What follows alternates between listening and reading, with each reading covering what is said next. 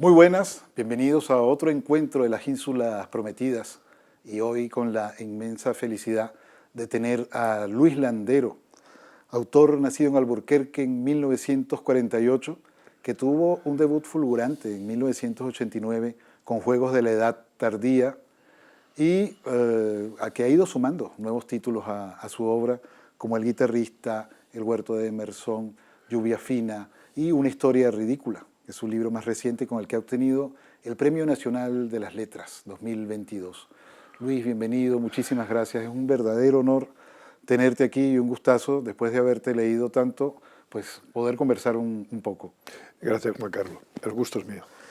Bueno, lo primero que te quiero preguntar o comentar, en el inicio de Una historia ridícula, el personaje está perfectamente definido en el primer párrafo y las dos primeras líneas del segundo párrafo.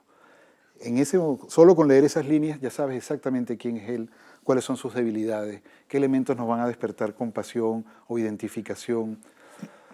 Eso, digamos, surgió de una manera espontánea o hubo un proceso de corrección para que pudiéramos entrar tan fácilmente de lleno en ese personaje fascinante. Bueno, lo primero está muy bien visto porque yo como escritor sentí exactamente lo mismo, ¿no?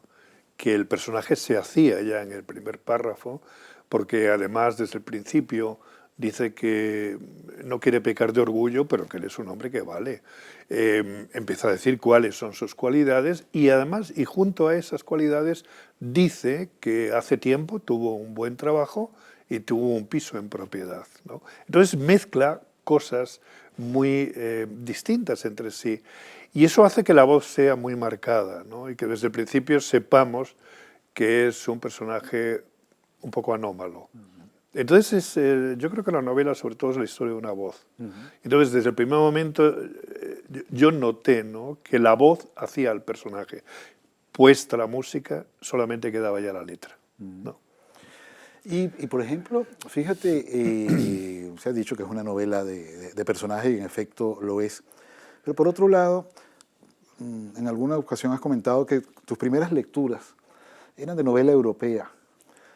Sin embargo, esta es una novela muy enraizada en lo que es la literatura española. El personaje tiene un alto concepto del honor, como en el Siglo de Oro. Ese monólogo maravilloso con que cierra el libro recuerda los monólogos del Quijote. Digamos que con el tiempo un escritor va mutando también sus lecturas y su manera de acercarse a la narrativa. Sí, bueno, yo aunque leí antes novela inglesa, novela alemana, bueno, francesa, antes que novela española, que tardé en leerla un poco más, por razones que no vienen ahora al caso, ¿no?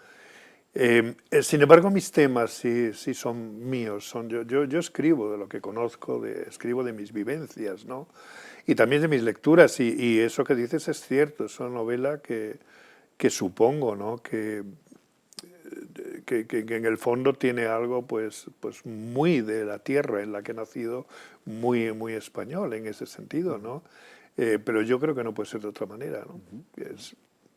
Es así, es de Sí, esa forma, sí, claro. sí, bueno, son eso que se llaman los demonios literarios, que unos tienen muchos demonios literarios. Pongamos el caso de Vargas Llosa, que puede escribir novelas de una guerra que hubo, de una cosa que pasó en Brasil, otra cosa que pasó en la República Dominicana. Es un hombre de amplio espectro escribiendo, ¿no? Y hay otros escritores, con esto no valoro ni mejor ni Sí, peor, sí. pero que están moliendo siempre el mismo grano, que tienen unos poquitos fantasmas literarios y siempre dan vuelta un poco a los mismos temas. Yo creo que soy de los que tengo un repertorio de temas más bien escaso, y entonces hago variantes sobre esos temas, que son mis obsesiones, ¿no? Claro. Bueno, y fíjate, hablando de la literatura española tiene unos arquetipos, podrían ser el Lazarillo de Tormes, el Quijote, la Celestina. Yo creo que has creado un personaje que también me resulta arquetípico, que es Marcial, y es el hombre mediano. Y te lo comento porque algunos lectores me han dicho que les encantó la novela y que les perturbaba muchísimo, porque temían reconocerse en ese hombre mediano, en ese hombre pequeño que sin embargo se niega a hacerlo. Y eso también nos conectaría con tu primera novela, con Juegos de la Edad Tardía. Eh, digamos, son voces que se te aparecen, hay una cierta conciencia de que ese tipo de personajes te interesa. A mí en lo que escribo aparecen mucho los hombres medianos. Aparecen mucho los hombres medianos porque es lo que he conocido más. Yo, por ejemplo, no traté con gente ilustrada, con gente leída, hasta que fui a la universidad y luego me convertí en profesor, y aún así seguí tratando sobre todo con gente de mi familia, con gente de mis amigos del barrio, con inmigrantes que venían de Extremadura a Madrid, y esas eran un poco la gente que yo conocía. De manera que cuando escribo no me sale gente ilustrada, sino me sale gente mediana, pero que tiene mucho respeto por la cultura y que tiene un gran afán de saber y que de algún modo aspiran y están orgullosos de lo que saben y son un poco pretenciosos a veces en su... Sí, porque hay un tipo de desclasado cultural, ¿no? Que es eso que está entre la ignorancia y la alta cultura. Y que es un tipo de cultura que se hace con despojos, con ecos de aquí y de allá. A lo mejor se lee los premios Planetas, algún premio Nobel, libros de divulgación, y entonces se hacen como una cultura general, ¿no? Que con un poco de talento y un poco de elocuencia, pues queda bastante bien, pero no deja de ser una cultura un poco suburbial desde ese punto de vista. Claro, claro.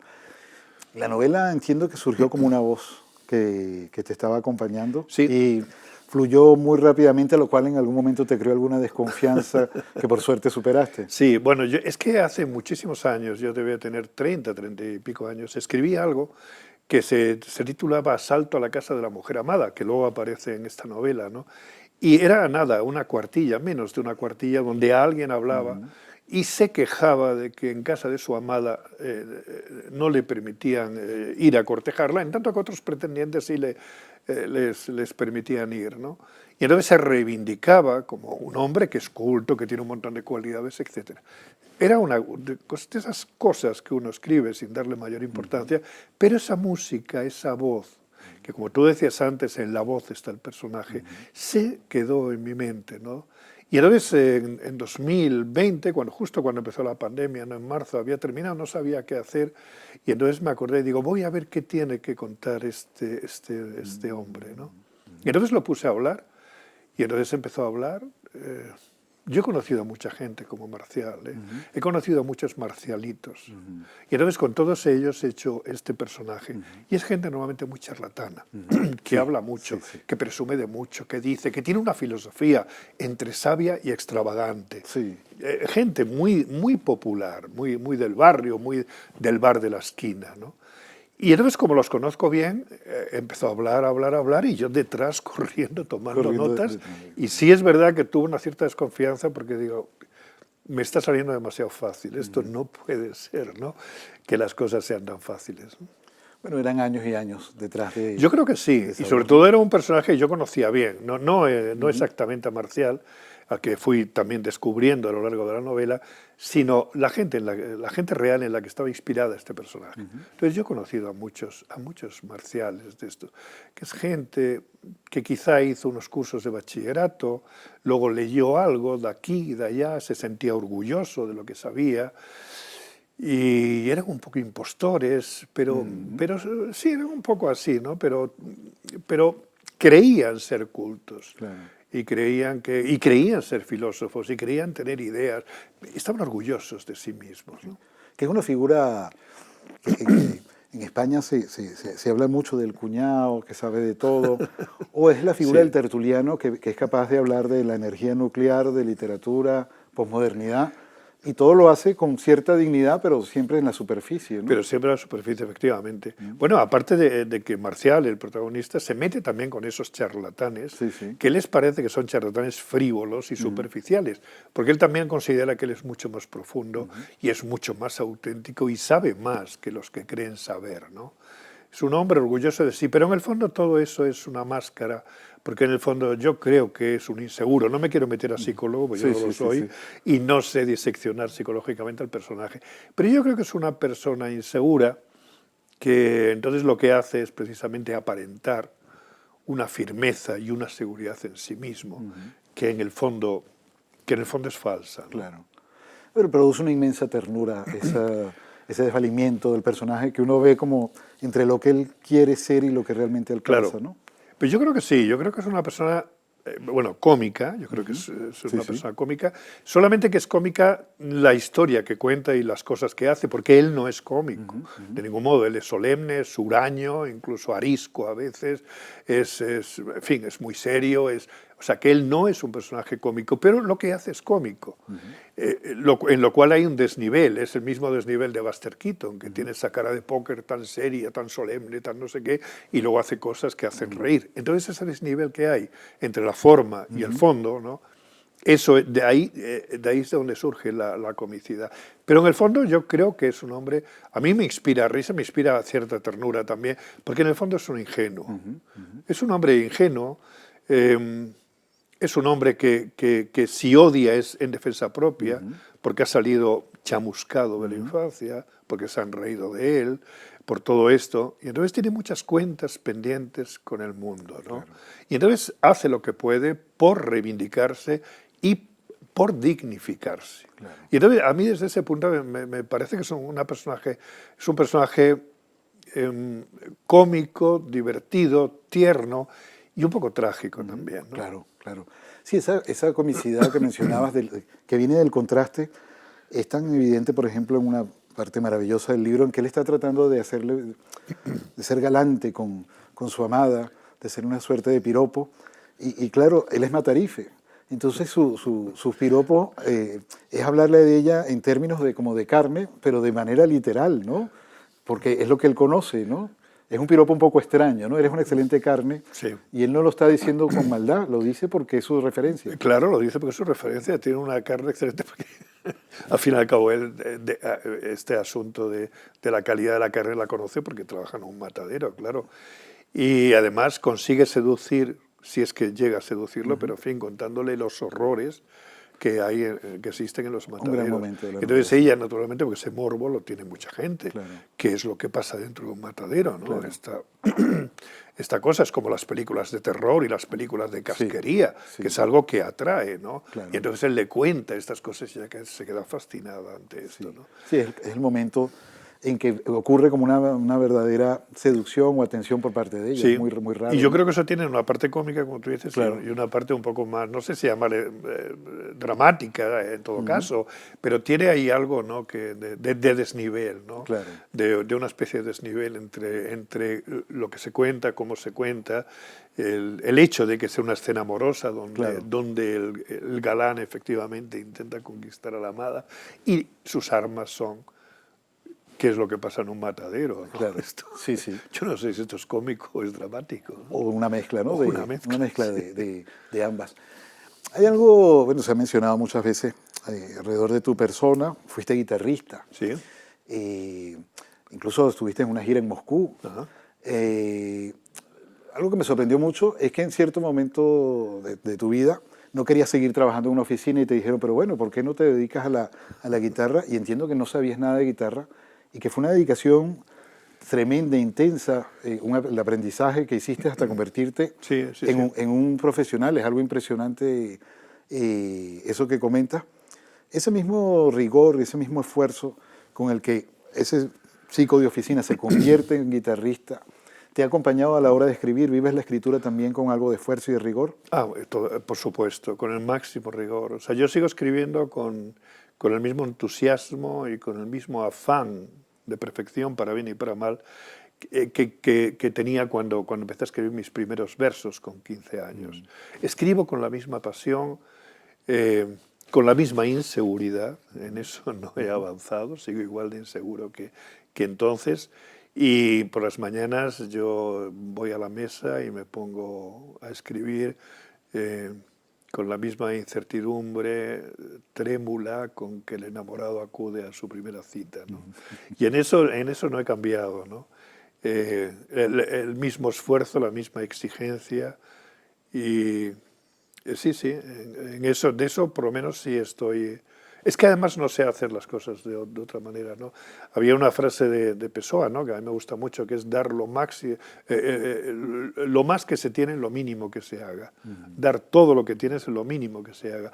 Eso es lo que he hecho yo y sigo haciendo con la escritura. Doy lo máximo de mí, no ya en cada capítulo, en cada novela o en cada capítulo, sino en cada párrafo y casi en cada línea, ¿no? Esto es, no sé, es mi manera de ver las cosas. Bueno, y podríamos estar hablando tanto porque es un gustazo conversar contigo, pero ya para cerrar, quiero evocar un momento del huerto de Emerson en el cual estás describiendo una escena de un noviazgo, unos novios que se están mirando, y comienzas a describir ese momento de la noche rural, en que el mundo comienza a apagarse, en que comienzan las sombras, en que apenas hay un quinqué y los objetos comienzan a hablar. El mundo se transforma. Es una experiencia que en las ciudades rara vez tenemos, Sí. pero que tú la viviste y ahí la construyes perfectamente para tus lectores. Y entonces se vive el mundo con una suerte de miedo y de asombro, y es la palabra y es el relato lo que logra mantener un hilo con la cordura, con el sosiego. ¿Piensas que la escritura tiene algo de eso, esa conexión con lo antiguo, con el fuego, con el asombro? Pues probablemente, desde luego con el asombro sí, porque todo escritor tiene que escribir desde el asombro, desde el extrañamiento. No puedes escribir desde la rutina, desde la costumbre, tiene que tener la mirada limpia para ver las cosas de primera mano, como si las estrenara, ¿no? Eso por supuesto. Y luego yo creo que también tiene que ver, ¿no?, con la música de la lengua. Y la música de la lengua yo la tengo asociada precisamente a la caída de la tarde, cuando empezaba a anochecer y cuando la gente volvía del campo, se reunía alrededor del fuego y a pesar del miedo, ¿no?, de la noche que te rodeaba y te acechaba, entonces aparecía la palabra. Y entonces la gente contaba lo que había hecho por el día, contaba cosas, se contaban a veces relatos, y entonces uno se sentía protegido, ¿no?, por la palabra. Y la música de la música del lenguaje oral, que es donde yo creo que está el genio del idioma, no en el escrito, sino en el lenguaje oral, en el lenguaje popular, a mí se me quedó grabado y es mi mejor maestro retórico. Y siempre que me puedo escribir, recuerdo la voz de mis mayores. A eso se suma luego la voz de todos los autores que he leído, claro. Y para mí, la mejor literatura se hace cuando se mezcla el lenguaje oral con el lenguaje escrito, la tradición popular con la tradición culta.